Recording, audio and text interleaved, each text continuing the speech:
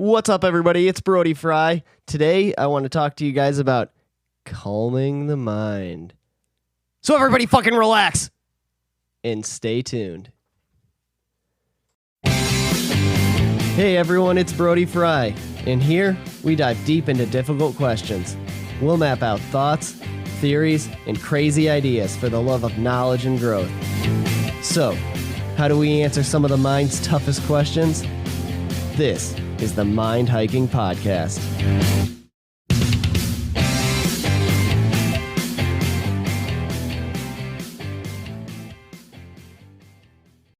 All right, everyone. Just messing around. Hopefully I didn't scare anybody too bad. Hopefully their volume wasn't up too high.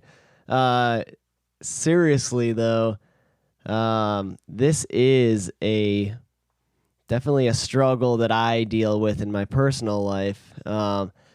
And again, like anything else on this podcast, this is my opinions, and honestly, I'd really appreciate if anybody would reach out to me about any of their thoughts and opinions on this matter too, because this is definitely a tough one to solve and something that I think a lot of people definitely struggle with. But a lot of people, got these active minds. I feel like with so many distractions nowadays, we just find it more and more difficult to calm yourself, calm your mind. And I mean, like marketing agents and like so many ads and stuff, people are paying other people to try to figure out how to steal your time, how to buy your time. So people are literally buying your attention. It's tough to find a space or time yourself to take a breath. Sometimes it feels like suffocating just day in and day out, and it's no wonder people get so overwhelmed with life. So it's very crucial to find that time in your day to just peace and breathe and just take that time for yourself, even if it's 5-10 minutes to start off with. But obviously the more the merrier, the longer the better. There's an old saying, I don't know who originally quoted it.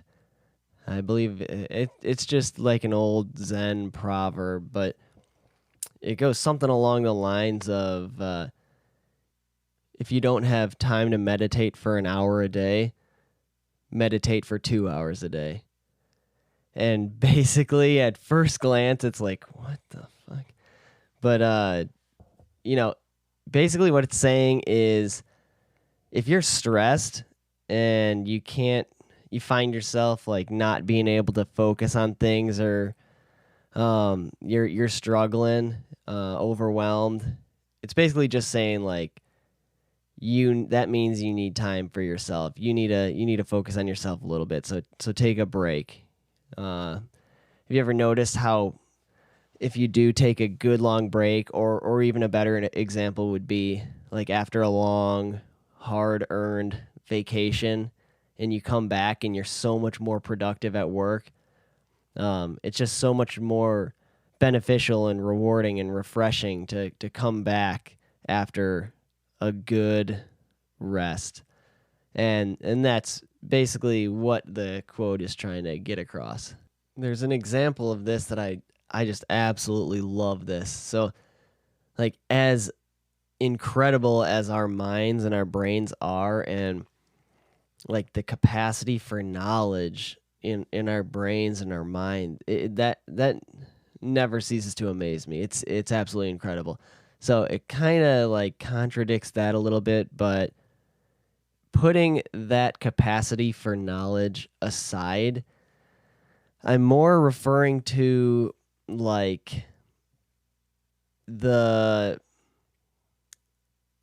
capacity for work, or like the short-term decision making. Like, if you're into computers, it would be like the RAM is what I'm referring to. Like your random access memory is what I'm referring to rather than like your deep like ability to learn and retain knowledge such as like a hard drive. And if that analogy makes sense, what I'm saying is that that RAM or that short term like processing is I like to think of as limited like a glass of water. And say throughout the day you start, depending on how your yesterday went or the day before, how your life's going, the stresses from life, depending on how that's going, people are going to wake up in the morning with different levels of water in their glass. And say and sleep, we all need that. We all obviously, that's like the best way to refresh yourself, and we'll get deeper into that on a future podcast. But it kind of like, eases things when you sleep. Like it makes things a little easier. You wake up a little refreshed, but you still got the stresses of the day before and whatever else is happening in your life. So you wake up with a certain amount of water in your glass, or, just crap in your mind. But then as the day goes on, like say you're driving and somebody cuts you off, or you get in your car first thing and you realize, oh shit, I'm out of gas, and you forgot to fill up on your way home, or you forgot that you had to stop for fuel, and you slept in a little bit and you're like, I'll be fine. And then you realize, oh no, I'm going to be late for work now because I got to get fuel too, or whatever. You get these little stresses, and then you get to work and one of your coworkers says a rude comment, or something happens with a customer or something, these little things throughout the day just add up. And then like say you make a mistake and blah, blah, blah, life happens, things happen. By the end of, really by midday, depending on how things have been going, I mean, you could be a full glass of water there. Imagine it's like your glass of water, every time you wake up, is essentially putting your glass of water under a faucet. And depending on how that day's going is dependent on how much, well, in this analogy, how much that faucet is turned on. Like how much water is filling your glass. If you're going through a lot of stress and stuff, imagine that faucet is on a little more. If you have a carefree day, maybe it's not on so high. But next thing you know, your glass of water starts overflowing. And then it's like you're stressed out because you're like doing worse and you can't handle this information. At this point, this is when breakdowns happen, and you're already at max capacity and you're getting more poured into your glass, and it's you just can't take it anymore. That's that breaking point. And I think a lot of people, especially nowadays, are riding that breaking point or functioning on that breaking point. And I think it's becoming a lot more common. And think of it like this, like you got like think of it, for those of you who have kids, like trying to fill up a glass of orange juice. Like your child is trying to fill up a glass of orange juice and just pouring it all over the counter, or just continually pouring a glass of water that's already full and just making a mess. And when you're at full capacity like that, guess what's happening? You're running around with a full glass, a full mind, just making a mess everywhere because you get all this knowledge and information poured into you, and something is sloshing out, whether it's that fresh stuff getting poured in or if it's something that you're currently doing or working on, but something's sloshing everywhere, and it's getting messy. You might buy a glass because it looks pretty or you like it, but that's not why. You don't buy a full glass. The usefulness in a glass is in its emptiness. I feel like a lot of solutions that are talked about, people kind of frown upon or look down on, like, yeah, right, like I'm going to do that, or like the quote, as if I have time to do that, or something along those lines. Like, I got time to barely get by and struggle day in and day out and waste time processing things because I'm processing things so slowly because I'm already full, but I don't have time to sit down and have take a breath or take time to myself. No, that's you need to do that because your efficiency goes up. You clear your mind and you can process things easier. Now, a lot of solutions to this issue of, max capacity minds or people running on overdrive, I feel like a lot of these solutions, these kind of like workaholic types, and I've been there and I keep finding myself in that place too, which is just another reason why this is so important to me. But just finding that time for yourself, and I feel like a great solution to that is meditation. And for a lot of people, that's an off-putting term. It's surprising how many people are like almost offended by it.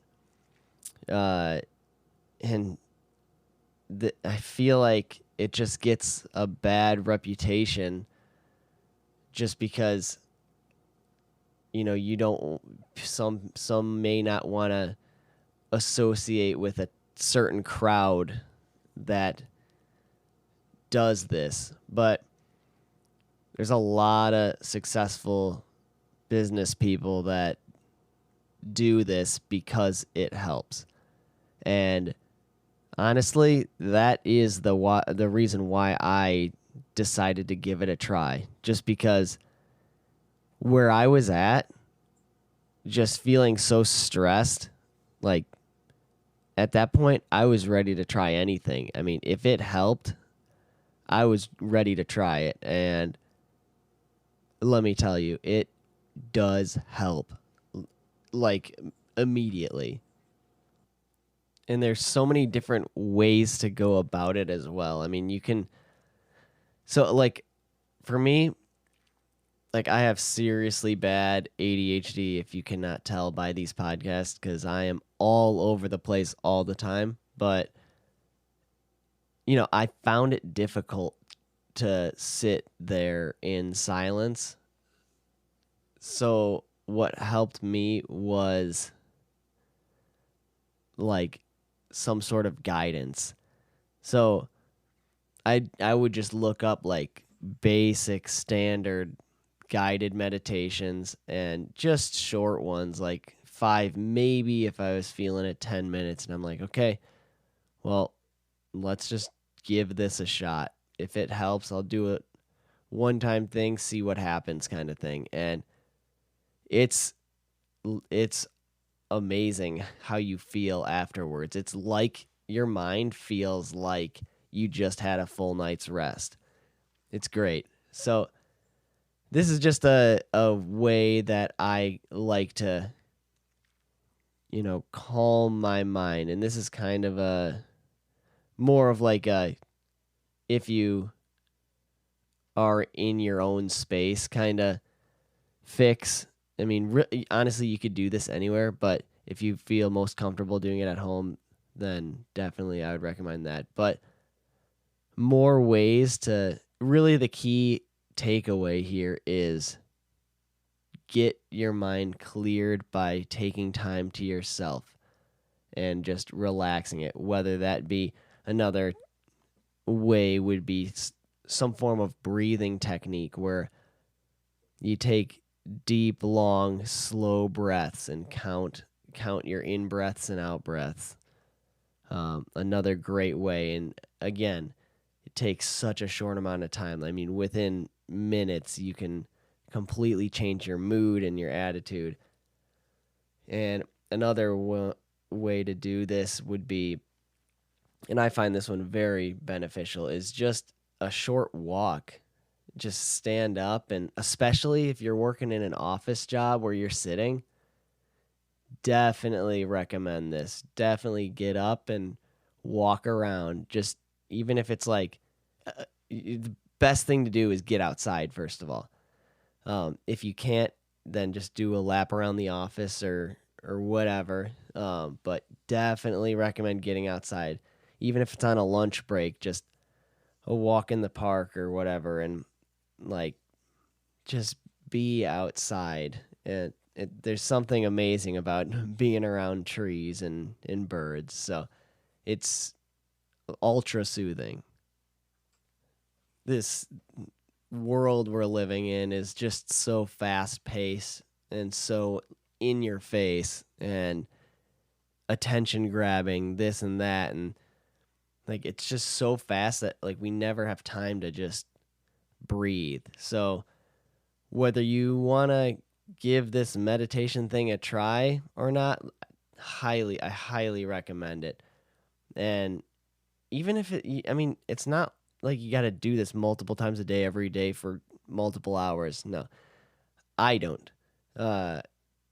Even if it's just to start off once a week, just try it and see. It's really, most of you are probably doing it without even noticing when you sit there and space out. It's not, you don't have to sit there and chant with your legs crossed.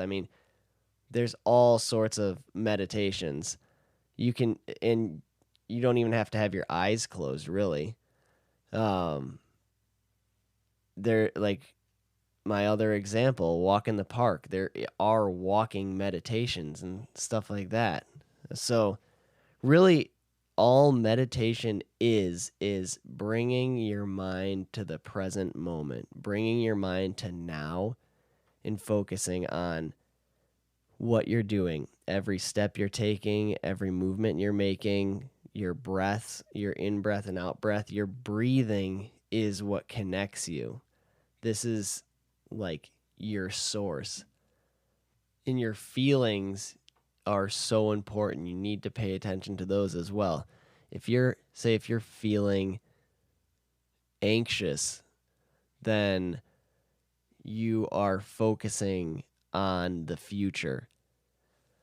If you are feeling depressed, you are focusing on the past. When you're feeling depressed, it's because you're looking at something in your life, something that you've done, something that somebody did to you, something that you regret. But depression is past looking. Anxiety is future worry. When you're anxious, you're thinking about something that is upcoming, something that you're afraid of, something that worries you. When you're fully present, this is bliss. When you're fully present, you're at peace because nothing can touch you there. That's why this time for yourself is so crucial. You need to let your brain breathe. You need to be able to relax and recharge yourself, and you're going to come back supercharged. As always, guys, I really appreciate you listening. If you have any comments or feedback or advice, I'd really appreciate to hear from you guys. You can email me at themindhikingpodcast@gmail.com, or you can message me on Instagram. My Instagram is in the show notes, but it's also Brody_Frye_63. Advice, feedback, ideas for future topics, any of that would be greatly appreciated. And, thank you guys so much for listening.